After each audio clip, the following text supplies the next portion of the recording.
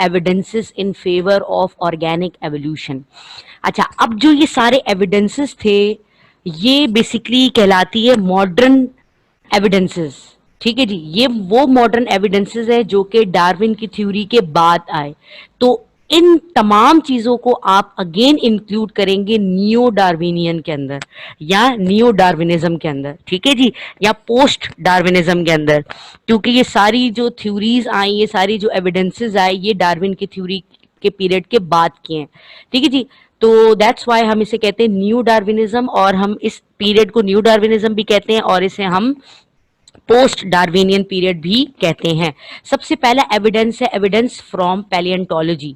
What do you mean bye palaeontology? Palaeontology is basically ऐसी discovery है, ऐसी identification है जो कि हम फॉसिल्स रिकॉर्ड से लेते हैं। और मैं आप लोगों को पहले भी ये बात बता चुकी हूँ कि फॉसिल्स रिकॉर्ड जब भी हम उठाते हैं तो फॉसिल्स ज़्यादातर हमें सेडिमेंट्री रॉक से मिलते हैं। तो जितनी भी फॉसिल्स फॉर्म में हमें एविडेंसेस आए हैं वो भी ऑर्गेनिक एवोल्यूशन को फेवर कर रहा है, और वो सबसे बड़े एविडेंसेस हमें मिलते हैं। तो हम कुछ एविडेंसेस आपसे डिस्कस करेंगे।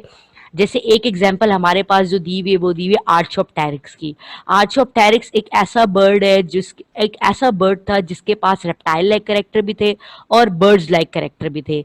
जब हम रेप्टाइल्स लाइक कैरेक्टर की बात करते हैं तो इनमें जो रेप्टाइल लाइक कैरेक्टर है वो है एक लॉन्ग टेल। ठीक है जी, बर्ड लाइक कैरेक्टर ये है कि फीदर्स से मिलके कवर्ड है। अच्छा जी, फिर रेप्टाइल लाइक कैरेक्टर हमारे पास क्या है कि इसके पास टीथ होते हैं, और हम जितने भी बर्ड्स की बात करते हैं या एव्स की बात करते हैं they doesn't have teeth in their jaws. तो appearance of teeth, appearance of large eyes, और लार्ज आईज जो है वो करेक्टर है रेप्टाइल्स का, वो बर्ड्स का करेक्टर नहीं होता। ठीक है जी, long neck, presence of long neck is also the is also the evidence of reptile, right? And the presence of wings। तो ये विंग्स जो हैं ये भी जो है वो इसका करेक्टर था बर्ड लाइक। फिर रेप्टाइल का करेक्टर की बात करते हैं कि इसके पास क्लॉज थे। ठीक है जी, ये long finger with curved clause. तो क्लॉ लाइक जो स्ट्रक्चर है वो हमारे पास ज़्यादातर हम रेप्टाइल्स में देखते हैं, लेकिन यहाँ पर एक ऐसा इनको स्केलेटन मिला था जिसकी, देखो ये जो स्ट्रक्चर बना हुआ है ना, ये एक हाइपोथेसिस है, ये एक किसी एक आर्टिस्ट ने इसको बनाई हुई है, आर्ट को बनाई हुई है। कभी कभी आर्ट, आपको पता है ना, कभी कभी वो चीज़ ओरिजिनल नहीं होती लेकिन आर्टिस्ट जो है बड़ी खूबसूरत तरीके से उसको पेंसिल से कवर कर देता है। तो कुछ एविडेंस मिले थे कि ऐसा होगा। बोन्स का जो स्ट्रक्चर है वो थोड़ी सी नेक लॉन्ग मिली तो नेक लॉन्ग होगी। ठीक है जी, उसका माउथ का थोड़ा सा स्ट्रक्चर मिला तो उसने लिख दिया भाई जो है इसकी बीक है, बट उसके अंदर टीथ भी प्रेजेंट है, क्योंकि टीथ जिस जॉज में फिक्स्ड होते हैं तो उनकी एक शेप दिख जाती है, एक फिक्स्ड, क्योंकि टूथ आपको पता है फिक्स्ड होता है जॉ के अंदर, तो वो भी स्ट्रक्चर दिख जाता है। तो ये तमाम चीज़ें जो हैं ये एक थिंकिंग है, एक सोच है, एक ऐसी सोच है जो कि एक आप कह सकते हैं सिर्फ और सिर्फ इमेजिनेशन है। तो इमेजिनेशन से एक बर्ड इन्होंने बोला कि हो सकता है, दैट इज कॉल्ड आर्चोप्टेरिक्स। अच्छा जी, आर्चोप्टेरिक्स के अलावा अगर हम देखें कि ये बेसिकली कैसे पता चलता है कि ये कितने साल पुराना ऑर्गेनिज्म है, या जो आपको सेडिमेंट्री रॉक से बोन्स मिल रही हैं ये कितनी ज़्यादा पुरानी है। तो ये एक टेक्निक के थ्रू होता है जिसे हम कहते हैं रेडियोमेट्रिक डेटिंग टेक्निक। क्या कहते हैं हम? Radiometric dating technique. ठीक है जी, ये टेक्निक ज़्यादातर जियोलॉजिस्ट अप्लाई करते हैं क्योंकि वो जियोलॉजिस्ट डिफरेंट एरियाज को ऑब्जर्व करते हैं, वहाँ की सॉइल्स को, वहाँ की रॉक्स को। तो उस जो रॉक को सबसे पहले रेडियोमेट्रिक डेटिंग के थ्रू टेस्ट किया जाता है, उससे पता चलता है एज ऑफ द रॉक। ठीक है, आपको पता चल जाता है ये रॉक जो है ये इतने साल पुराना है। फिर उस रॉक के अंदर अगर आपको कोई ऑर्गेनिजम्स के एविडेंसेस मिल रहे हैं, उनको कलेक्ट किया जाता है। उनको कलेक्ट करने के बाद कौन से ज़्यादा केमिकल्स में उन उन जो है क्या कह सकते हैं एविडेंसेस को ऐड किया जाता है, तो वो उनमें आता है हमारे पास कार्बन नंबर 12, जिसका एटॉमिक नंबर 12 होता है, और कार्बन नंबर 14। मैं रिपीट बता रही हूँ, एक रेडियो एक्टिव डेटिंग के थ्रू पता ये कराया जा सकता है कि ये जो बोन्स हैं, ये जो एविडेंस इनको मिला है, फॉसल रिकॉर्ड मिला है, उसकी क्या एज है। तो ये बेसिकली एज पता की जाती है एट्रिक डेटिंग के थ्रू। और रेडियो एट्रिक डेटिंग के थ्रू जो एलिमेंट सबसे ज्यादा यूज किया जाता है वो हमारे पास कहलाता है कार्बन नंबर 14 और कार्बन नंबर 12। ठीक है जी। अब चाहे 5,000 साल पुराना भी कोई ऑर्गेनिज्म हो, उसकी भी एज पता चल जाती कि भाई ये इतने साल पुराने में ये लाइफ था और इसकी जो है ये प्रॉपर्टीज जो है वो शो होती हैं। ठीक है जी। सो पैलियंटोलॉजी में सबसे ज्यादा आपके जो टेक्स्ट बुक में एविडेंस बताया हुआ है वो आर्चोप्टेरिक्स का बताया हुआ है। मैंने ये एडिशनल आपको चीज बताई है कि रेडियो एक्टिव डेटिंग के थ्रू या रेडियो मैट्रिक डेटिंग के थ्रू आप जो है किसी भी फॉसल जो है उसकी डेट पता कर सकते हैं, उसकी एज पता कर सकते हैं। और ये बेसिकली आइसोटोप है, राइट। आइसोटोप्स आपको पता है क्या होता है, same atomic number but different mass number, right. तो हमारे पास कार्बन नंबर 14 और कार्बन नंबर 12 जो है वो as a radioactive use करते हैं, जिससे एक ऑर्गेनिज्म के एज पता की जा सकती है। अच्छा, इसी तरीके से फॉसल्स जो हैं वो उनको जो है इकट्ठा किया जाता है, उनकी एज पता की जाती है और उसके अलावा उनको एक आर्टिस्ट को एक आर्टिस्ट के थ्रू उसको डिजाइन किया जाता है तो कि इस तरीके से हो सकता है एक ऑर्गेनिज्म। ठीक है जी। अच्छा, उसके अलावा आज एक इससे हट के मैं एक और एग्जांपल दे रही हूँ, आपके कोर्स से थोड़ा हट के एग्जांपल दे रही हूँ। एक और एग्जांपल होती है जिसे हम कहते हैं हॉर्स, और मॉडर्न जो हॉर्स है उसे हम एक्वस कहते हैं, EQWS। कहा यह जाता है, आपको पता है घोड़े की 4 टो होते हैं।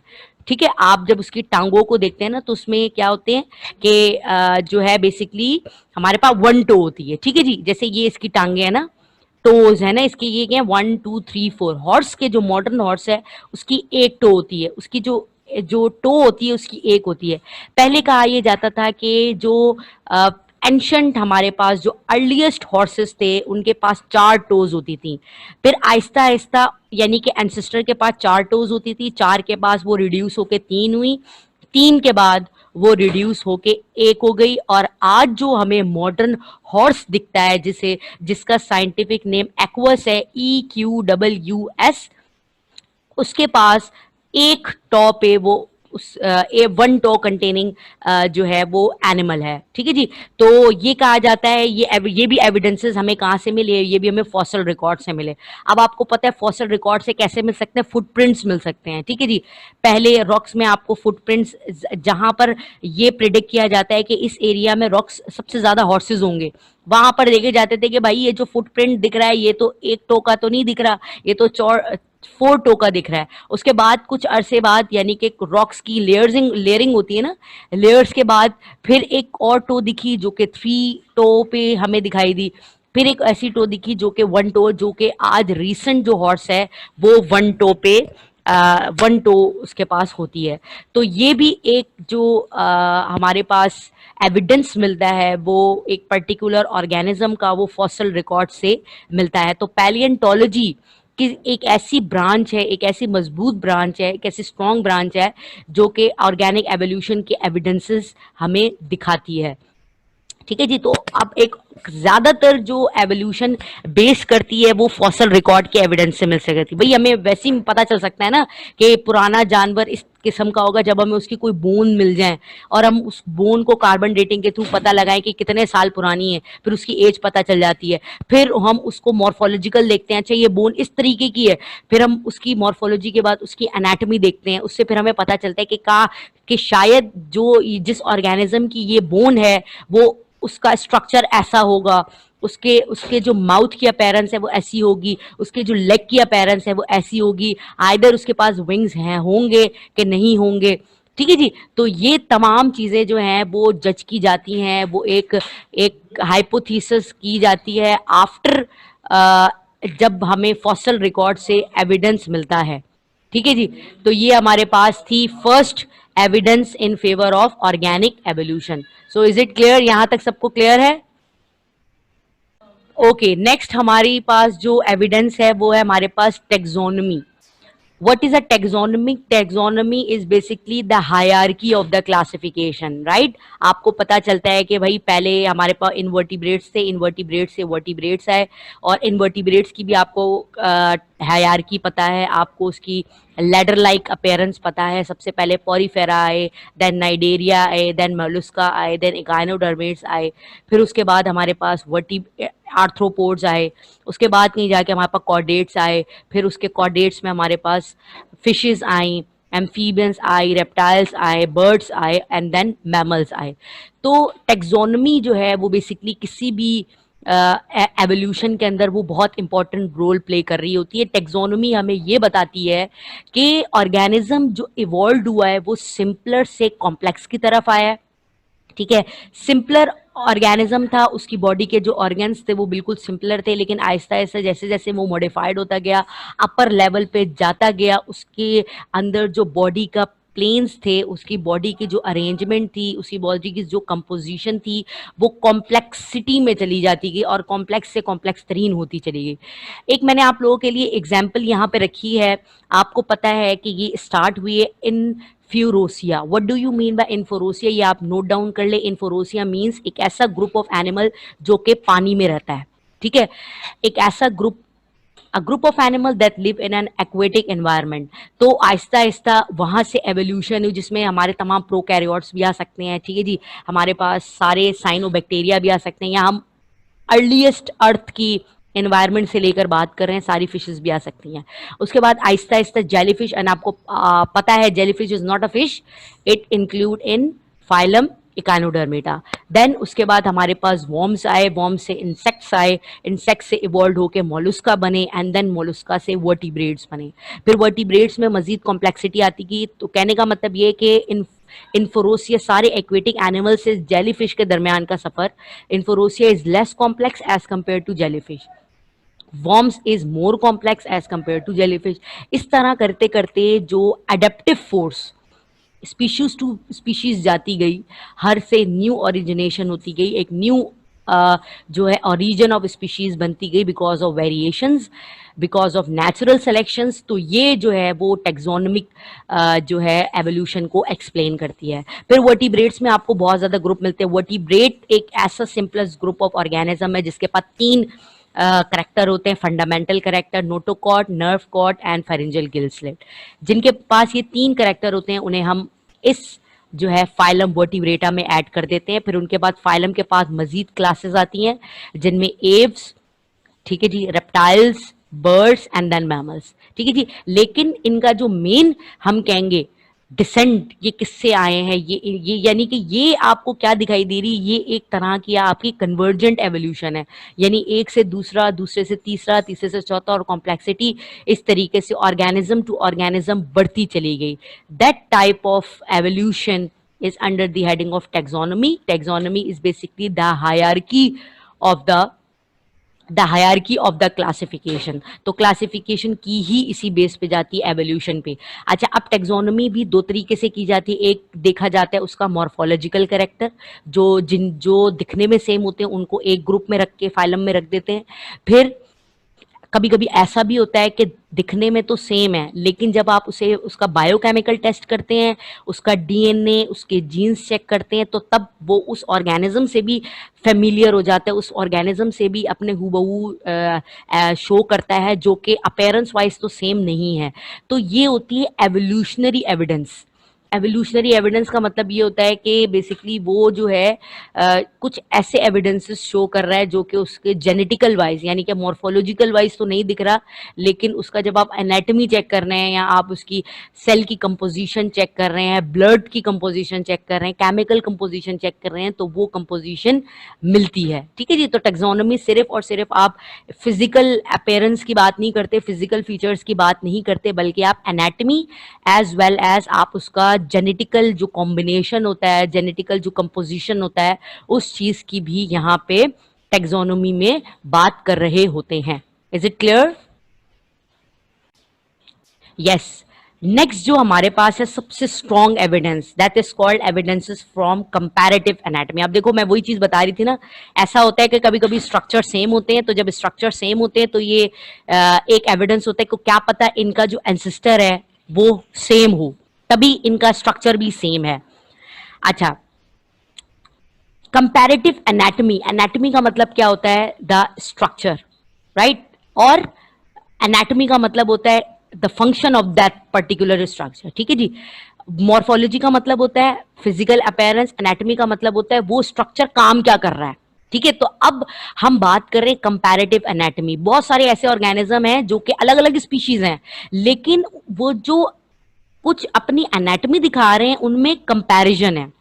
तो इससे ये पता चलता है कि क्या पता ये सेम एंसेस्टर से बिलोंग करता हूँ। ये जो एवोल्यूशन है ये कन्वर्जेंट या डाइवर्जेंट एवोल्यूशन भी हो सकती है।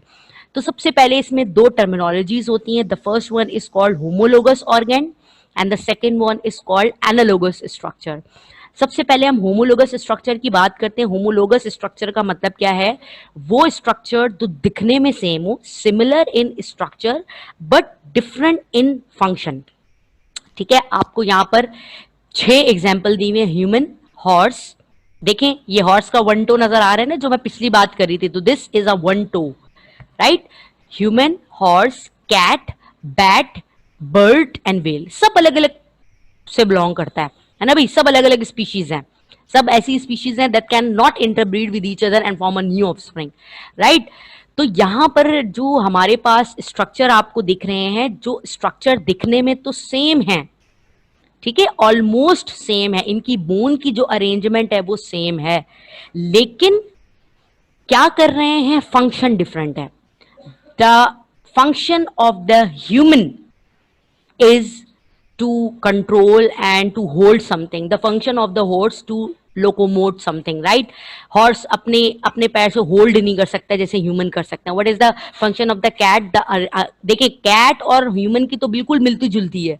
आप देख लें, इसके थोड़े से इनकी लेंथ जो फैलेंजेस की है वो बड़ी है, बट कैट के बिल्कुल सेम है. ठीक है, तो ये इससे पता ये चल सकता है कि क्या पता ये जो इवॉल्व हुए हो सारे एनिमल, इनका एंसेस्टर कॉमन हो.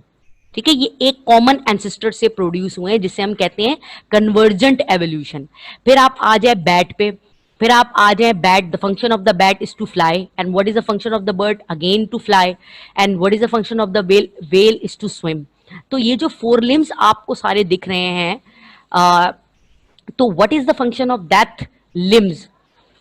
ये जो पैटर्न है एवोल्यूशन की इन डिफरेंट स्पीशीज में, ये बताती है, ये होमोलॉजी, जो स्ट्रक्चर तो सेम है लेकिन फंक्शन इनका डिफरेंट है, ये डिफरेंट फंक्शन परफॉर्म कर रहे होते हैं.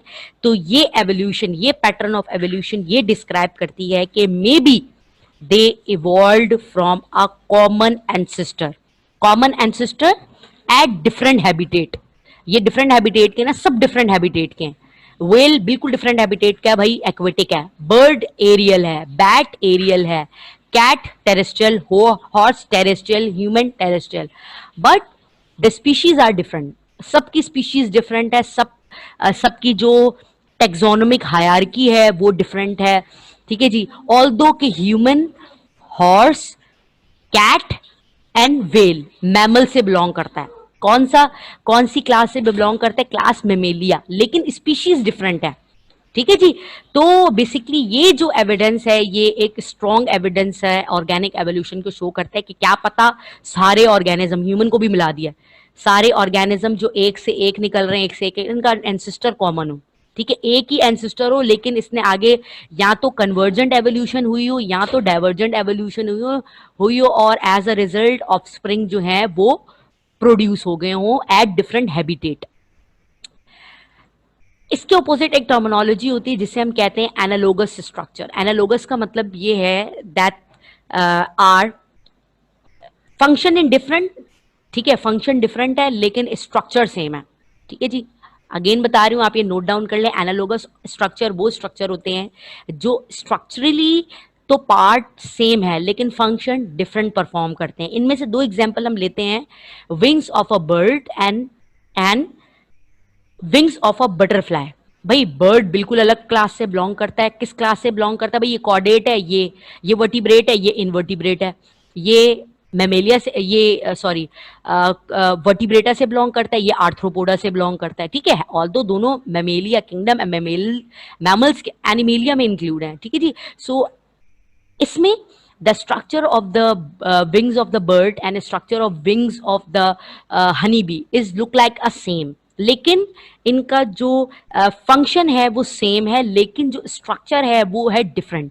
आप इसका स्ट्रक्चर देखिए, विंग्स बिल्कुल डिफरेंट है इसके ऊपर, क्योंकि इसके जो विंग्स हैं बर्ड्स के, वो फीदर से ढके हुए होते हैं, तो स्ट्रक्चर डिफरेंट है लेकिन फंक्शन क्या है, दोनों का फ्लाई करने का फंक्शन है।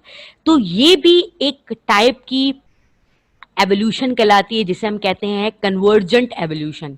एनालोगस स्ट्रक्चर हमें क्या डिस्क्राइब करता है, हमें डिस्क्राइब करता है convergent evolution. What do you mean bye convergent evolution? Convergent evolution means may be they derived from and they evolve from a common ancestor. एक कॉमन एंसेस्टर से ये दोनों बने हों, जो कि आपने प्रीवियस लेक्चर मेरे सुन लिए होंगे, जो मैंने जिसमें एवोल्यूशन की टाइप्स आप लोगों को बताई थी, वेरिएशन की टाइप्स आप लोगों को बताई थी।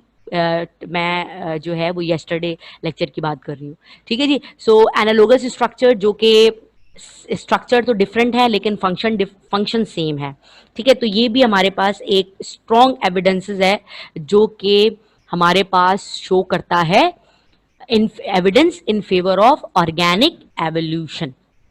ओके, सो अगर पेपर में इस तरीके से क्वेश्चन पूछा जाता है कि जो न्यू डार्विनियन है, न्यू डार्विनिज्म है, और जो हमारे पास पोस्ट डार्विनियन एविडेंसेस हैं, जो कि जिन जिन एविडेंसेस का जिक्र हम यहाँ पे कर रहे हैं, इन एविडेंसेस में टेक्सोनम क्या, एविडेंसेस में जेनेटिक्स की इंपॉर्टेंस है, तो इसका जो आंसर है वो है यस। किस तरीके से जेनेटिक्स की, मैंने आपको, आप लोगों को मैंने टेक्सोनोमी में ही ये चीज बता दी थी कि टेक्सोनोमी सिर्फ एक फिजिकली अपीयरेंस नहीं है, बल्कि जेनेटिकल लेवल पे जेनेटिकल कॉम्पोजिशन को भी हम देखने के बाद ही उस ऑर्गेनिज्म को उस फाइलम में या उस ऑर्गेनिज्म को क्लास में डालते हैं। यानी कि एक देखो, सबसे पहले हम चेक करते हैं उसके फिजिकल फीचर्स, उसकी मॉर्फोलॉजी, और उसके बाद हम जो चेक करते हैं वो हम चेक करते हैं उसकी जेनेटिकल अपीयरेंस, यानी कि उसका डीएनए, उसकी केमिकल कंपोजिशन, उसके ब्लड की कंपोजिशन। ये इंशाल्लाह हमने मॉलिक्यूलर जो बायोलॉजी है इसके अंदर भी हम डिस्कस करेंगे, ठीक है जी। तो सिर्फ मॉर्फोलॉजी ही इंपॉर्टेंस नहीं रखती, बल्कि जेनेटिकल लेवल पे या आपके उसके जीन्स को चेक करना, उसकी जो है डीएनए को मिलाना किसी ऑर्गेनिज्म के। लेट सपोज मैं जो है जेनेटिक कंपोजिशन ह्यूमन की और हॉर्स की जो है वो चेक कर रही हूँ, और मुझे बहुत सारी चीज़ें जो है वो सेम मिली, यानी कि इनके हॉर्स जो एटीपी जैसे कंपोजिशन होती है एटीपी की, ह्यूमन में जैसे एटीपी की कंपोजिशन होती है, और जो वो सेम है। डीएनए के जो ट्रिपल कोड होते हैं ह्यूमन के, हॉर्स के, वो सेम है। यहाँ पर जो हमारे पास बायोकेमिकल जो मॉलिक्यूल्स होते हैं, इन सब के लेट सपोज मैं मैच कर रही हूँ, वो मुझे सेम मिल गए, तो इसका मतलब कहीं ना कहीं मुझे एविडेंस मिल गया ऑर्गेनिक एवोल्यूशन का कि जेनेटिकल लेवल पे भी ये ऑर्गेनिज्म अपने अपने आपस में कुछ ना कुछ सिमिलैरिटीज रखते हैं, ठीक है। तो सिर्फ और सिर्फ ये आपने एमसीक्यूज लेवल पे याद रखनी है, सिर्फ और सिर्फ हम मॉर्फोलॉजी की बात नहीं कर रहे हैं, हम वो बात नहीं कर रहे हैं जो हमें दिखता है। मॉर्फोलॉजी के बाद हम उसकी केमिकल कंपोजिशन भी चेक करते हैं, ठीक है। केमिकल कंपोजिशन का मतलब है मॉलिक्यूलर लेवल पे उसकी स्टडी करना, किसी भी ऑर्गेनिज्म की मॉलिक्यूलर लेवल पे उसका डीएनए, उसके एटीपी, उसका ब्लड सेल्स, इन तमाम की तमाम कंपोजिशन को चेक करना और मिलाना आपस में। अगर वो मिलती हैं, 75% भी मिलती है, इसका मतलब maybe they evolve from a common ancestor. Okay जी, नेक्स्ट जो हमारे पास एविडेंस है that is vestigial evidences. What do you mean by vestiges? ठीक है, मैंने यहाँ पर वेस्टिजेस भी लिखा है, इसे वेस्टिजियल ऑर्गन भी कहते हैं, यानी कि वो ऑर्गन्स जिनका हमें कोई भी काम दिखता नहीं है, ठीक है, और वो जनरेशन आफ्टर जनरेशन जो है वो ऑर्गन जो है वो मौजूद है, जो कि ये दिखाता है कि क्या पता हमसे जो पुराने जो है ऑर्गेनिज्म रह रहे हो उनमें ये फंक्शन परफॉर्म करता हो, लेकिन हमें ये फंक्शन परफॉर्म नहीं करता। यानी कि वो आहिस्ता आहिस्ता रेट्रोग्रेसिवली उसने अपना फंक्शन परफॉर्म करना छोड़ दिया, लेकिन वो ऑर्गन है। इसका मतलब पहले वो क्या पता हमारे जो एंसेस्टर्स हैं उनमें ये फंक्शन परफॉर्म करता हो, लेकिन हमारी बॉडी में ये फंक्शन परफॉर्म नहीं करता। इसकी हमारे पास बहुत सारी एग्जांपल्स जो हैं वो दिखती हैं, ठीक है। सबसे पहले हम जो है एग्जांपल्स ले लेते हैं ह्यूमन की। तो ह्यूमन में आपको यहाँ पर सामने सबसे पहले नजर आ रही हैं। ठीक है जी, हम स्टार्ट करते हैं निक्टिएटिंग मेम्ब्रेन। निक्टिएटिंग मेम्ब्रेन वो मेम्ब्रेन होती है जो कि आपकी आईज के सबसे कोने पे मौजूद होती है। ये मेम्ब्रेन कहलाई जाती है उस वक्त, क्या पता उन हमारे उन एंसेस्टर्स में होती हैं जो कि जो है ट्रीज पे क्लाइम कर लिया करते थे। ठीक है जी, क्योंकि ये जो मेम्ब्रेन, ये ऐसी मेम्ब्रेन है जो कि एयर के प्रेशर को टॉलरेट करती है। हम क्योंकि हमने इतनी दरख्तों पे चढ़ना नहीं होता, तो हमारे यहाँ पे निक्टिएटिंग मेम्ब्रेन तो मौजूद है, लेकिन इसका फंक्शन जो है वो कंप्लीटली रिमूव्ड हो चुका है, खत्म हो चुका है। तो सिर्फ ये एक ऐसा एविडेंस है। तो ये कहते हैं कि ये अगर तो ह्यूमन अगर इवॉल्व नहीं हुआ एनिमल से, तो ये निक्टिएटिंग मेम्ब्रेन क्यों मौजूद है? ये इसकी, क्योंकि निक्टिएटिंग मेम्ब्रेन का up till now human body में कोई भी फंक्शन जो है वो डिस्कवर्ड नहीं हुआ है। तो ये nictitating membrane, presence of nictitating membrane in the human eye is the evidence in support of organic evolution. अच्छा जी, एक और हमारे पास है पॉइंटेड जो कैनाइन टीथ्स होते हैं हमारे ना। आपको पता है there are 4 different type of teeth present in a single mouth. ठीक है जी, तो कैनाइन्स टीथ आपको पता है वो टीथ होते हैं जो कि आप अगर अगर देखते हैं लॉइन में बड़े लंबे लंबे होते हैं, क्योंकि उनका काम होता है चीरना, फाड़ना, टेयरिंग करना। ह्यूमन बॉडी में पॉइंटेड कैनाइन्स की जो अपीयरेंस है वो मिलती है कुछ ऐसे वर्टिब्रेट्स से जो जिनका जो वाइल्ड जो है अपीयरेंस रखते हैं और वाइल्ड एनवायरनमेंट में अपनी ज़िंदगी सर्वाइव करते हैं। तो पॉइंटेड टीथ कैनाइन्स की प्रेजेंस, और जो थर्ड मोलर है जिसे हम कहते हैं नहीं है, जो कि हमारे पास दाढ़ें मौजूद होती हैं, अकल दाढ़ें मौजूद होती है। दाढ़ों का एज सच कोई काम नहीं होता, और ये क्यों मौजूद है? इनकी जो प्रेजेंस है, कहा यह जाता है कि पुराने ज़माने में ये जो एविडेंस है ये यूज़ किए जाते थे for the food grinding, right, for the proper food grinding. Third molar का उस वक्त काम होता था, लेकिन अभी ह्यूमन बॉडी में थर्ड मोलर का काम नहीं है। ओके स्टूडेंट्स, तो हम वेस्टिजियल ऑर्गेन्स की बात कर रहे थे और मैं आपको विजडम टीथ की बात आ रही थी जो कि थर्ड मोलर कहलाता है। अच्छा, कहा यह जाता है कि एविडेंसेस के बिना पे साइंटिस्ट ये कहते हैं कि ये जो थर्ड मोलर टीथ है जो जिसे विजडम टूथ कहते हैं, आज इसका कोई फंक्शन नहीं है, लेकिन एंसेस्टर्स जो थे हमारे वो प्लांट टिश्यूज को इससे ग्राइंड किया करते थे। ठीक है, प्लांट टिश्यूज को क्या किया करते थे? प्लांट टिश्यूज को ग्राइंड करने के लिए, क्योंकि हम तो ऐसे ही कच्चा नहीं खाते ना प्लांट्स को या उनके लीव्स को। तो उस वक्त के जो एनिमल्स थे या उस वक्त के जो हमारे एंसेस्टर्स थे, अकॉर्डिंग टू साइंटिस्ट, उस वक्त के जो एंसेस्टर्स थे वो ये प्लांट टिश्यूज को खाने के लिए ये जो है थर्ड मोलर यूज्ड होता था। तो दैट्स व्हाई इसकी अभी भी अपीयरेंस ह्यूमन के अंदर इस बात को एविडेंस पे बहुत जोर देती है कि ये maybe they evolve from the other animal as well. अच्छा जी, उसके अलावा हमारे पास एक मसल्स होते हैं एयर्स के अंदर। इन मसल्स, ग्रुप ऑफ मसल्स को हम कहते हैं ओरिकुलरिस। ठीक है, क्या कहते हैं? AURICULARES, ओरिकुलरिस। ओलिकुलरिस एक ऐसे टाइप के मसल्स हैं जो कि आपके एयर्स को मूव करने के लिए, अप एंड डाउन के लिए करते हैं। आप अक्सर 100 में से एक आप देखते होंगे एक बच्चा, ये एक इंडिविजुअल जो कि अपने कान के मसल्स को हिला सकता है, कानों को हिला सकता है। तो कुछ कुछ में ये पहले के जो हमारे एंसेस्टर्स होते थे, according to scientist, again evolution जो एवोल्यूशन पे बिलीव रखते हैं, वो ये कहते हैं कि पहले जो ह्यूमन जिससे इवॉल्व हुए उनमें, एनिमल्स में, ये जो कान हिलाते थे, ये इनके पास स्पेशल टाइप के मसल्स होते थे एयर्स को मूव करने के लिए। लेकिन अब हमारे पास वो मसल्स मौजूद हैं बट वो फंक्शन नहीं करते। This is also same as evidence.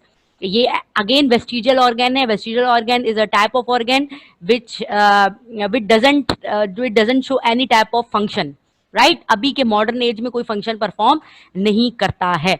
उसके अलावा the presence of male on male, basically ये भी एविडेंस बताया जाता है कि both male and females have nipples on their memory glands, right, but function is lacking in the male, but and with the addition the female have its function. So ये भी एक evolution, और ये scientist ये कहते हैं कि may be the male and female animal start their first life from a one identical one individual, यानी कि एक से वो चीज स्टार्ट हुई है, पूरी इवॉल्व हुई है, और पूरी जो है वो, यानी कि पहले एक ही इंडिविजुअल था, ना मेल था ना फीमेल था, फिर उससे इवॉल्व जो हुए हैं वो मेल अलग हुए हैं, फीमेल अलग हुए हैं, और फिर उनके करेक्टर्स अलग हुए, यानी कि ये भी evidence, the presence of male on male is also evidence in favour of organic evolution. तो ये हमारे पास ऑर्गेनिक एवोल्यूशन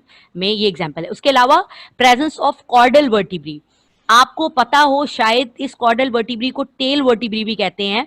ये टेल वर्टिब्री दूसरे ऑर्गेनिज्म में बहुत ज्यादा प्रोमिनेंट होती है, यानी कि ये ऐसी वर्टिब्री होती है जिससे टेल अराइज होती है, राइट।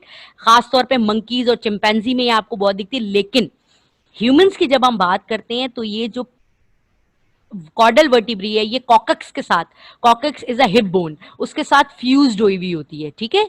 तो ये जो अपीयरेंस है, this is also, this evidence is also show in favour of organic evolution. मैं कुछ दिनों पहले नेशनल ज्योग्राफी पे कुछ डॉक्यूमेंट्री देख रही थी, उसमें एक हिंदू घराने के एक बच्चे का बताया हुआ था, बॉय का, जिसकी जो है टेल मौजूद थी, ठीक है जी। तो उसकी जो वो कॉर्डल वर्टिब्रे थी वो because of mutation, because of changes, कोई भी म्यूटेशन की कोई भी वजह हो सकती है, आपको पता है, any environmental factor, any disturbance in with respect to development, तो उसकी वो टेल अराइज हो गई, वो टेल बन गई, ठीक है जी, टेल की फॉर्मेशन हो गई।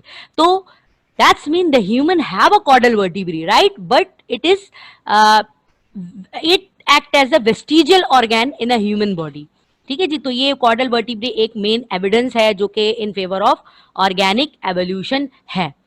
तो ये बेसिक, और उसके अलावा the one and only vermiform appendix, right. Appendix आपको पता है वर्मीफॉर्म इसे इसलिए कहते हैं क्योंकि इसका कोई काम नहीं है। पहले ये कहा जाता था कि इसके अंदर एक ऐसे बैक्टीरिया मौजूद हैं, एनिमल्स में भी, जो हम काओ, गोट, शीप की बात करते हैं, इनके भी अपेंडिक्स में एक ऐसे बैक्टीरिया मौजूद हैं जो कि सेल्यूलोज को डाइजेस्ट करते हैं।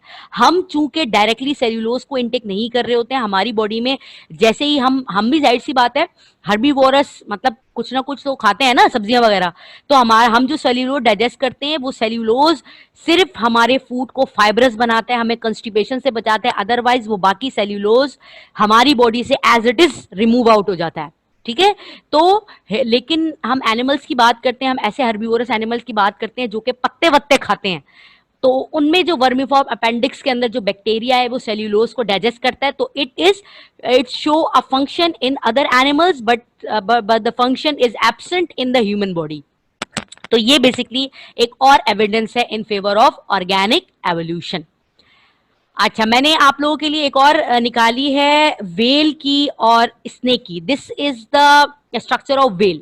वेल में एक बोन मौजूद होती है जिसे हम कहते हैं पेल्विक बोन। अगर पेल्विक बोन मैं आपको मेमोराइज के लिए दिखाऊं तो ह्यूमन के अंदर ये जो रेड कलर की बोन है, this the hip bone is called pelvic bone. अच्छा, कहा यह जाता है कि वेल में भी पेल्विक बोन मौजूद है, स्नेक में भी पेल्विक बोन मौजूद है। पेल्विक बोन बेसिकली वो बोन है जो कि आपके फोर लिम्स को ओरिजिनेट कर रही है। अच्छा जी, सॉरी, हाइंड लिम्स को ओरिजिनेट कर रही है। वेल में फोर लिम है, हाइंड लिम्स नहीं है, तो स्नेक में भी हाइंड लिम्स नहीं है, जो कि वही लिमार्क्स ने बताई थी थ्योरी के, पहले उसके होते थे ले फोर लिम्स, तो वो पहले उससे चलता था, लेकिन फिर उसने अपनी बॉडी के मसल्स को यूज किया और आहिस्ता आहिस्ता उसके फोर लिम्स गायब होना शुरू हो गए, डिसअपेयर होना शुरू हो गए बिकॉज ऑफ डिसयूज। तो यहाँ पर पेल्विक बोन की appearance in the well and in the snake, ये एविडेंस शो करती है कि may be they evolve from a common ancestor. तो पेल्विक बोन वेल में भी मौजूद है, पेल्विक बोन स्नेक में भी मौजूद है, लेकिन पेल्विक बोन का काम ह्यूमन में दिखता है। वेल और स्नेक में ये सिर्फ बोन मौजूद है एक वेस्टिजियल स्ट्रक्चर के तौर पे, लेकिन उसका कोई भी फंक्शन डिस्कवर नहीं हुआ है। अदर देन दिस, लास्ट मैं ये आपको बताऊंगी कि आपको पता है, आपने दो तरह के बर्ड्स पढ़े, एक फ्लाइंग बर्ड्स और एक non flying birds, right. Birds दोनों हैं, विंग्स दोनों के पास मौजूद है, लेकिन because of some changes, some distinct features, वो उड़ नहीं सकते। जैसे कीवी और ऑस्ट्रिच की बात आती है। कीवी ऑस्ट्रिच आपको पता है, एक परिंदे के उड़ने के लिए उसका वेट का कम होना जरूरी है, उसकी बोन्स का होलो होना जरूरी है, ठीक है। तो ऑस्ट्रिच क्योंकि हैवी वेट एनिमल है, उसके पास विंग्स है, लेकिन they are non flying bird, they are unable to fly. तो यानी कहने का मतलब है ऑस्ट्रिच और कीवी में उसके जो विंग्स हैं वो वेस्टिजियल ऑर्गेन ही हुए ना। वेस्टिजियल ऑर्गेन मतलब अपेरेंटली प्रेजेंट है बट उनका कोई भी फंक्शन नहीं है। ठीक है जी, तो मैंने आप लोगों से जो पहले डिस्कस की थी, मैं आपको हॉर्स के जरा हाइंड लिम्स दिखा दूं। Horse, this one. ठीक है जी, ये जो इसकी बोन है द लास्ट वन, इस बोन को हम कहते हैं स्प्लिंट बोन। ठीक है, ये स्प्लिंट बोन फुट की मौजूद है और इस स्प्लिंट बोन को बोला यह जाता है कि ये ऐसी बोन है जो आगे से 4 टोज बना सकती है हॉर्स के, लेकिन इसके यानी कि अपेयरेंस वाइज ऐसी है जैसे कि 4 निकल रहे हैं, लाइक बिल्कुल इसी तरीके से जैसे आप हम अपने हाथों को देख लें, हमारे जो है कार्पल और मेटाकार्पल है, तो यहाँ पर ये भी इस तरीके से 4 ओरिजिनेट कर सकती है, लेकिन इसमें से आगे से सिर्फ एक टो बनाती है, बाकी सारी जो है वो वेस्टिजियल के तौर पे एक्ट करती है और ये आगे जाके कोई भी मजीद एक से ज्यादा टो नहीं बनाती है। तो this splint bone of the horse is also show a strong evidence in favor of organic evolution। तो यहां पर जो स्प्लिंट बोन है इसका भी एक इंपॉर्टेंट मैंने एक आपको एविडेंस बता दिया है। तो ये हमारे तमाम जो थी वेस्टिजियल ऑर्गेन थे, होपफुली इट्स क्लियर नाउ। ठीक है जी, अब जो हम नेक्स्ट एविडेंस पढ़ेंगे वो हम देखेंगे evidences in favour of comparative embryology. ठीक है जी, कंपैरेटिव एम्ब्रायोलॉजी का मतलब क्या है, एम्ब्रियो के लेवल पे। ठीक है, फर्टिलाइजेशन हो गई, जाइगोट बन गया, अब जो है ये इसने एम्ब्रियो बन गया। अब आपको एम्ब्रियो बहुत सारे दिख रहे हैं। ठीक है, आपको यहां से स्टार्ट हो रहा है फिश से और एंड हो रहा है मैन पे। ठीक है, fish, salamander, tortoise, chicken and human. Fish किस क्लास से बिलोंग करती है भाई, ये सारे वर्टिब्रेट हैं। Fish, Pisces. सैलेमेंडर, सैलेमेंडर किस से बिलोंग करता है भाई, बताएं जरा जल्दी से, reptiles. Tortoise, again reptiles. Chicken, chicken किससे बिलोंग करता है, एव्स से। ठीक है, बर्ड है। और ह्यूमन मतलब नॉन फ्लाइंग बर्ड है, एंड ह्यूमन मेमेलिया। तो इसका मतलब अलग अलग क्लासेस से बिलोंग करते हैं, लेकिन जब आप इसकी एम्ब्रियोलॉजी देखते हैं, एम्ब्रियो लेवल पे देखते हैं, तो ये सब सेम अपने स्ट्रक्चर दिखा रहे हैं। अच्छा जी, इनके स्ट्रक्चर में बहुत सारी चीजें हैं, आईज, टेल्स, आप देखते जा रहे हैं सब में salamander same, tortoise same, chicken same, chick same, as well as human की भी सेम दिखाई दे रही है। इसके अलावा आपको यहां पे प्रेजेंस ऑफ गिल स्लिट्स नजर आ रहे हैं। आपको पता है gill slits is a evidence to show that they are chordates. ठीक है, एक वो एविडेंस के ये कॉर्डेट से बिलोंग करते हैं, क्योंकि presence of gill slit is the fundamental character of chordate. तो गिल स्लिट्स प्रेजेंस है सब में, सैलेमेंडर में भी मौजूद है, टॉर्टोइस में भी मौजूद है, चिकन में भी मौजूद है, ह्यूमन में भी मौजूद है। अब बड़े मजेदार की बात यह है कि गिल स्लिट का अपेयर होना सिर्फ एक्वेटिक एनिमल्स में होता है। ठीक है, क्यों, क्या फंक्शन होता है गिल स्लिट का, बड़ी आपने ध्यान से ये बात मेरी नोट डाउन कर देनी है। What is the function of gill slit, the function of the slit are used to filter food particles from the water. क्योंकि वो वाटर बॉडीज में रहते हैं, वाटर में एज सच फूड मूव करता हुआ नहीं दिखता, आपने उसी वाटर के अंदर जितने फूड के मॉलिक्यूल्स होते हैं वो एब्जॉर्ब करने पड़ते हैं आपको। ठीक है, एक्वेटिक एनिमल का ये काम होता है। तो गिल स्लिट का फंक्शन क्या है, to filter all the food particles from the water.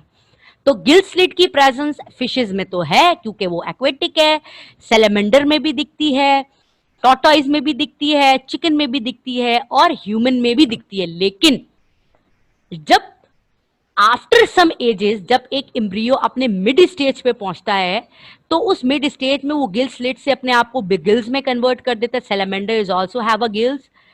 Tortoise अपने गिल स्लिट को आहिस्ता आहिस्ता क्या करता है, उसको 4 लिम्स में कन्वर्ट कर देता है, राइट।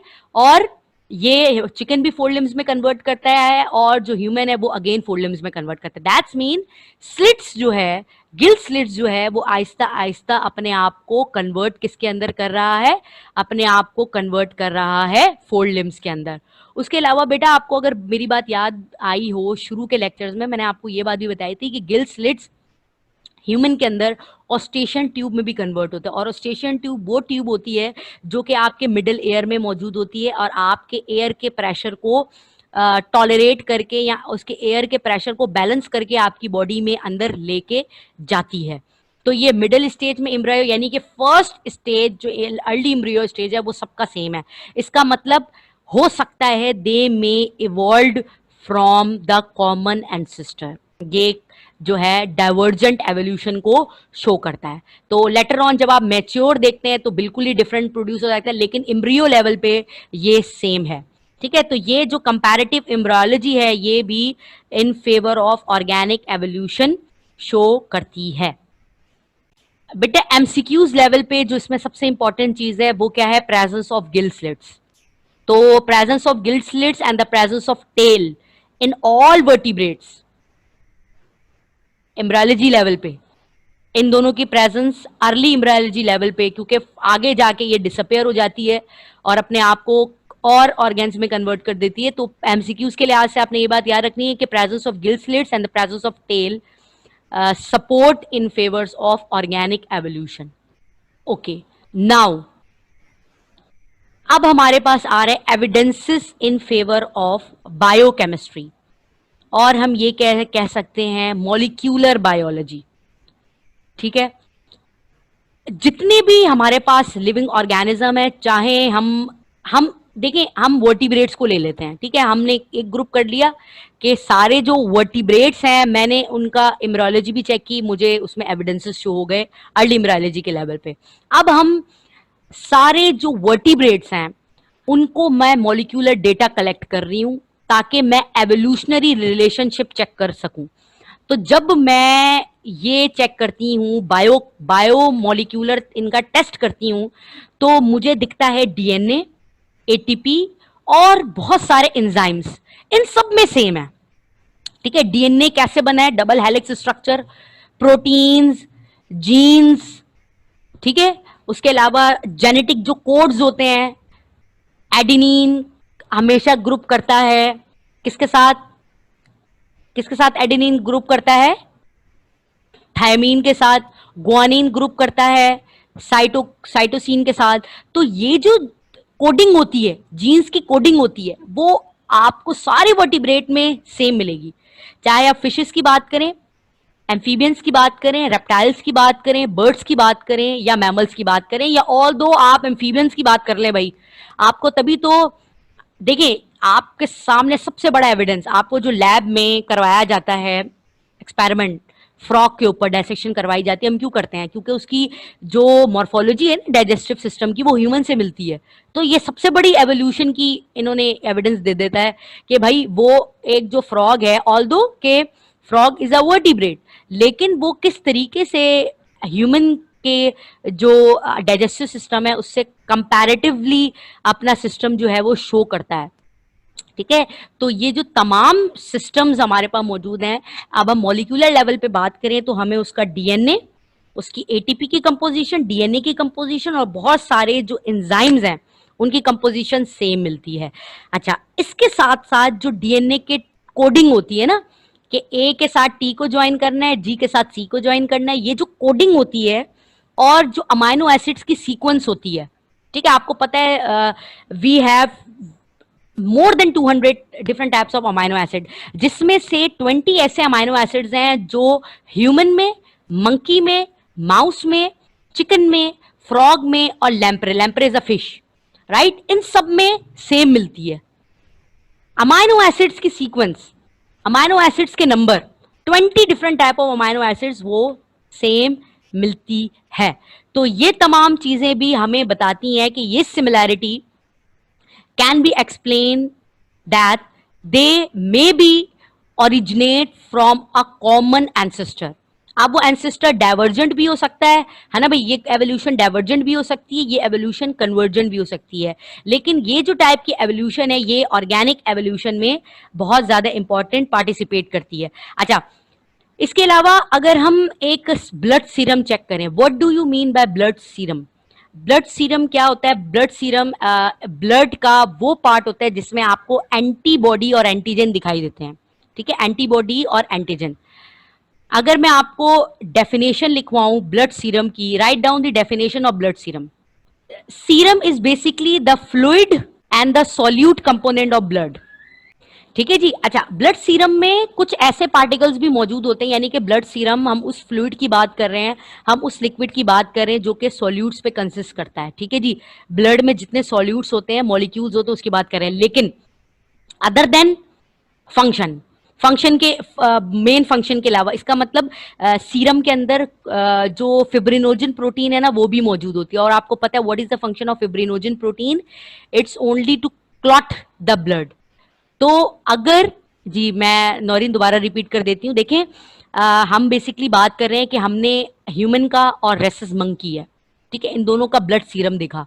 ब्लड सीरम क्या होता है कि ब्लड सीरम वो लिक्विड होता है ब्लड का जिसके अंदर सॉल्यूट्स होते हैं और हम उन सॉल्यूट्स को देख सकते हैं, यानी कि they contain a large amount of protein. अच्छा, अदर देन क्लॉटिंग प्रोटीन, हम मेन फंक्शन के अलावा की बात कर रहे हैं, हम एक्स्ट्रा प्रोटीन की बात कर रहे हैं, हम उन एंटीबॉडीज की बात कर रहे हैं या एंटीजेंस की बात कर रहे हैं जो कि एक ब्लड के अंदर मौजूद होते हैं, या हम उन हॉर्मोन्स की, आप ये सोचे सुने कि हम ब्लड सीरम में क्या क्या देखते हैं। हम ब्लड सीरम में एंटीबॉडी देखते हैं, एंटीजन देखते हैं और हॉर्मोन्स देखते हैं और कुछ प्रोटीन्स देखते हैं। तो जब हमने इन तमाम चीजों का टेस्ट किया तो आज जो मंकी मौजूद है और जो ह्यूमन मौजूद है, इन दोनों का ब्लड सीरम आपस में 95% मैच करता है। कितने परसेंट मैच करता है? 95% मैच करता है। और अगर हम अपने ब्लड की प्रोटीन को कार्निवोरस एनिमल से मैच करें, कार्निवोरस एनिमल कौन से थे भाई? वही वर्टिब्रेट की हम बात करें, cat, dog, lion, tiger, bear, इनसे मैच करें तो हमारी जो प्रोटीन है वो इनकी प्रोटीन से मिलती है, ठीक है। तो ये भी एक एविडेंस है कि ह्यूमन जो है may be they arise from the animal, right. तो ये एक बड़ी एविडेंस जो है वो शो करती है। उसके अलावा जो हर्बीवोरस हैं और जो कार्निवोरस हैं उनके भी आपस में ब्लड सीरम मिलते हैं, बहुत मैच करते हैं। ये भी एक ऑर्गेनिक एवोल्यूशन की सपोर्ट में आती है, ठीक है थी। तो ये तो आपको पता है हम सारे न्यू डार्विनिज्म की बात कर रहे हैं, हम पोस्ट डार्विनियन एविडेंसेस की बात कर रहे हैं। तो मॉलिक्यूलर बायोलॉजी भी, ये मॉलिक्यूलर लेवल पे आप डीएनए देख लें, उसका प्रोटीन देख लें, जीन्स देख लें, आप ब्लड सीरम देख लें, एंटीबॉडीज देख लें, एंटीजेंस देख लें, हार्मोन्स देख लें, ये तमाम के तमाम सॉल्यूट्स जो हैं मंकीज से मिलते हैं, फिर हर्बीवोरस के कार्निवोरस से मिलते हैं। तो ये तमाम चीज़ें हमें बताती हैं कि this is a strong evidence in favour of organic evolution. Okay students, so last evidence है डोमेस्टिफिकेशन। डोमेस्टिफिकेशन का मतलब क्या होता है? Artificial selection. What do you mean by artificial selection? हमारे पे डिपेंड करता है। हम तो पेट लविंग नेशन इतनी नहीं है, आप में से बहुत सारे होंगे, लेकिन यूरोप में आपको दिखता है बहुत, हर घर में पेट्स होते हैं, ठीक है।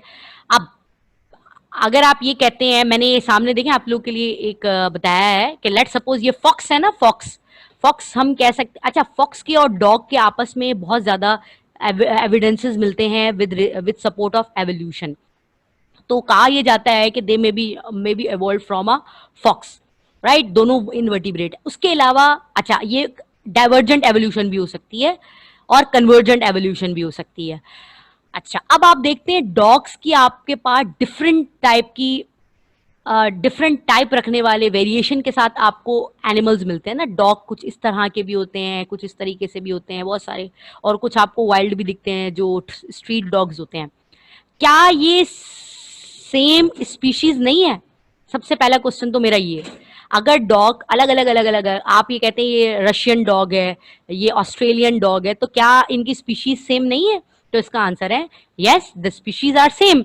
अगर आप दो अलग स्पीशीज को अपने घर में रख देंगे और आपने यानी कि आर्टिफिशियली उनको सेलेक्ट किया and they can interbreed with each other and form a new offspring, और एक ऐसा इंडिविजुअल बना दिया जो कि उन दोनों के कैरेक्टर, आधे आधे कैरेक्टर उसके पास हैं, तो इसका मतलब है this is also shown some sort of domestication, right. हम इसमें अपने तौर पे खुद आर्टिफिशियल सेलेक्ट करके हम एक ऐसी न्यू स्पीशीज को ओरिजिनेट कर रहे हैं जो कि वेरिएशन के साथ, यानी कि हम हाइब्रिडाइज कर रहे हैं ना। हाइब्रिडाइज का मतलब क्या होता है? दो चीजों को मिलाना और तीसरी चीज मिलाना। Maybe these two dogs hybridize and interbreed with each other and form a new offspring. अगर ये दोनों न्यू ऑफस्प्रिंग बना रहे हैं तो उनमें दोनों के कैरेक्टर मौजूद होंगे ना। तो ये खास तौर पे इन चीजों से ज्यादा एविडेंसेस जो हैं, यानी शॉर्ट पीरियड ऑफ टाइम में एक ह्यूमन जो है वो खास तौर पे जो पेट अपने घरों में पालता है और डिफरेंट डिफरेंट जगहों से लेके आता है और डिफरेंट डिफरेंट हैबिटेट के लेके आते हैं, लेकिन स्पीशीज जाहिर सी बात है सेम है दो। तो although they are a same species and but they can also interbreed with each other, ठीक है। तो वो इंटरब्रीड करके न्यू ऑफस्प्रिंग बना सकते हैं। दैट्स मीन हम ये कह सकते हैं कि वो जो दो आपके पास पेट एनिमल्स हैं, दोनों डॉग ही हैं, स्पीशीज सेम है, they can be form from a common ancestor, ठीक है। वो भी अपने कॉमन एंसेस्टर से ओरिजिनेट हुए हैं। इसका मतलब डॉग्स की जो आपको इतनी ज्यादा वैरायटीज दिखती हैं, हर किस्म के डॉग्स आपको दिख रहे होते हैं, तो वो भी, लेकिन उनका जो एंसेस्टर जो है वो कॉमन एंसेस्टर है। They form decent from a common ancestor. तो ये भी एक टाइप की एक पॉपुलेशन के अंदर वेरिएशन शो हो जाती है, ठीक है। तो ये अगर एक पॉपुलेशन डॉग्स की है लेकिन उसके अंदर क्योंकि जीन्स अलग अलग हो गए ना, अलग अलग जीन्स हैं, इस डॉग के पास अलग जीन्स हैं तभी अलग कलर्ड है, इसका फर फर जो है उसका, उसकी जो टेक्सचर है वो अलग है, इस डॉग का भी टेक्सचर और फर अलग है। तो इसका तो हम ये नहीं कह सकते कि अलग अलग स्पीशीज है, स्पीशीज सेम है तभी वो इंटरब्रीड करके न्यू ऑफस्प्रिंग भी बना सक रहे हैं, ठीक है। लेकिन इसका ये क्या, इसका कंक्लूजन क्या निकला? They maybe they maybe originate from a common ancestor, और इनका जो एंसेस्टर है वो कॉमन ही होगा। तो इससे क्या होता है कि एक पॉपुलेशन में आपको डिफरेंट वैरायटी मिल जाती है, ठीक है। तो ये हमारे पास यहाँ पे जो न्यू डार्विनिज्म की जो सारे एविडेंस थे वो एंड हो चुके हैं। इसमें जो एमसीक्यूज आ सकता है वो ये आ सकता है कि what is the main objective of domestication. तो आप ये इसका आंसर कह सकते हैं कि it's as a result of domestication there are many variation occurred within the same species, ठीक है। एक सेम स्पीशीज में बहुत ज्यादा वेरिएशंस आपको दिखती हैं as a result of domestication, और डोमेस्टिफिकेशन डायरेक्टली लिंक करता है आर्टिफिशियल सिलेक्शन से, नेचुरल सिलेक्शन से इसका ताल्लुक नहीं है। आर्टिफिशियल सेलेक्ट करते हैं और आर्टिफिशियली ये ज्यादातर ह्यूमन खुद सेलेक्ट कर रहे हैं, वो ह्यूमंस जो कि इन एनिमल्स को पालते हैं। ओके स्टूडेंट्स, चूंकि हम एक ओरिजिन ऑफ न्यू स्पीशीज की बात करें तो कुछ टर्मिनोलॉजीज आपको पता होनी चाहिए। ये टर्मिनोलॉजीज आपके बुक के सिलेबस से हटके भी हो सकती हैं, लेकिन आपको इसके कॉन्सेप्ट्स जो है वो पता होने चाहिए। पहली terminology, what do you mean bye mortality rate? Mortality rate का मतलब होता है डेथ रेट। जैसे what is the mortality rate of कोविड-19? कोविड-19 का मोर्टेलिटी रेट क्या है? इसका मतलब कितनी डेथ हुई है इसकी वजह से। क्या ऐसा हुआ है कि जितनी बर्थ नहीं हुई न्यू पॉपुलेशन के अंदर इंडिविजुअल की, उतनी ज्यादा डेथ रेट ज्यादा बढ़ गया, ठीक है। तो that is called mortality rate. Mortality rate is basically the measure of the number of death in a particular population. Let's suppose the population of north Najmabad. अब एक नॉर्थ नाजमाबाद का मोर्टेलिटी रेट निकाला जाए तो वो कैसे निकाल सकते हैं? आप काउंट करेंगे कि एक महीने में कितनी डेथ हुई है और एक महीने में कितने नए बच्चे पैदा हुए हैं। अगर डेथ ज्यादा है तो आप बोलेंगे mortality rate is higher than the birth rate, और अगर आप कहेंगे बर्थ ज्यादा है तो आप बोलेंगे mortality rate is less than the birth rate. तो डेथ रेट को हम मोर्टेलिटी रेट भी कहते हैं। तो ये टर्मिनोलॉजी आपसे एमसीक्यूज लेवल पे पूछ ली जाती है। अच्छा, एक तो हो गई डेथ रेट, यानी कि एक इंडिविजुअल एक पॉपुलेशन से गायब हो गया, मर गया, ठीक है। यानी कि उस पॉपुलेशन से एक पर यूनिट टाइम का मतलब है एक महीने में, एक साल में, 10 साल में, 2 साल में, 5 साल में कितनी डेथ हुई है। ठीक है, एक टाइम, पर्टिकुलर टाइम लेकिन होना चाहिए। उसी टाइम में आप बर्थ रेट को भी काउंट करेंगे, उसी टाइम में आप मोर्टेलिटी रेट को भी काउंट करेंगे। ठीक है, तो किसी भी पॉपुलेशन में अगर मोर्टेलिटी रेट ज्यादा होता है तो इसका मतलब ये है कि ये पॉपुलेशन डेंजरस में आ चुकी है और ये पॉपुलेशन में, इस पॉपुलेशन को जरूरत है इसकी बर्थ रेट बढ़ाने में। ठीक है जी, जैसे आपको पता चल जाता है जापान एक ऐसा कंट्री है जिसमें जो मोर्टेलिटी रेट वो बर्थ रेट से ज्यादा हो गया था, क्योंकि उन्होंने उनमें जो ज्यादा ओल्ड एज जो पीपल है उनकी तादाद ज्यादा है as compare to new new ones के। तो उनका मोर्टेलिटी रेट एक वक्त ऐसा आया था कि उनका मोर्टेलिटी रेट बर्थ रेट से ज्यादा हाई हो गया था। ठीक है, तो ये बेसिकली एक पॉपुलेशन को एक काउंट करने के लिए एक मॉडर्न रोल प्ले करते हैं, that is called the mortality rate. अच्छा जी, दूसरी डेफिनेशन हमारे पास जो आती है that is called genetic death. What do you mean bye genetic death? Genetic death का मतलब यह है कि एक पॉपुलेशन में से, एक पॉपुलेशन में से एक जीन को आपने कर दिया रिमूव। ठीक है, एक पॉपुलेशन में से एक जीन को आपने कर दिया रिमूव। अब वो रिमूव कैसे हो सकता है? वो रिमूव डेथ से भी हो सकता है, वो रिमूव फेलियर टू रिप्रोडक्शन से भी हो सकता है, वो रिमूव इनफर्टिलिटी से भी हो सकता है। लेट सपोज एक फीमेल है जो कि इनफर्टाइल है, they are unable to produce any offspring, तो वो जेनेटिक डेथ कहला गई। ठीक है, यानी कि वो आगे पॉपुलेशन बढ़ा ही नहीं सकती। ठीक है, या फिर एक ऐसी डेथ हो गई एक इंडिविजुअल की जो कि मैच्योरिटी से पहले डेथ हो गई, that is called genetic death. There is a difference between mortality rate and genetic death. Mortality rate एक इंडिविजुअल का मर जाना, जेनेटिक डेथ इंडिविजुअल है लेकिन उसमें से वो जीन्स एंड हो गया, उस पॉपुलेशन में से, उस जीन पूल में से जीन रिमूव हो गया। ठीक है, अगर if the female is infertile that's mean वो अपने करेक्टर आगे ट्रांसफर ही नहीं कर सकती ना। जब वो आगे ट्रांसफर ही नहीं कर पा रही, आगे अपने करेक्टर, उसके ऑफस्प्रिंग नहीं है, वो आगे अपने ट्रांसफर ही नहीं कर पा रही, तो इसका मतलब है वो जीन तो रिमूव हो गया, वो उस तक मौजूद है, जब तक वो मौजूद है तब तक है, लेकिन वो आगे तो नहीं जा रहा ना, एक पॉपुलेशन के अंदर ट्रांसफॉर्मेशन नहीं हो रही है। ठीक है, और आगे बढ़ नहीं रहा, तो that is called genetic death. ठीक है जी, लेट सपोज आप मेल, ये this is a female, this is a male, आप एक दोनों जो हैं इंटरब्रीड करके न्यू ऑफस्प्रिंग बनाए, देन मेल फीमेल, आप इन्होंने मेल फीमेल भी बनाई, मेल भी बनाई, फीमेल भी बनाई, फीमेल भी बनाई, मेल भी बनाई। ये एक बेसिकली एक मैं ऐसी आपको बात बता रही हूँ, लेकिन जो फीमेल प्रोड्यूस हुई वो इनफर्टाइल थी, यहां पर भी फीमेल इनफर्टाइल। तो इसका मतलब क्या है, आगे ये जा ही नहीं रहा। ठीक है, आगे ग्राफ ये बढ़ ही नहीं रहा, ये आगे बढ़ ही नहीं रहा, that's mean genetic death. That's mean genetic death. If the female are infertile, that's mean genetic death. If the male are infertile, that's mean genetic death. So genetic death is the removal of the gene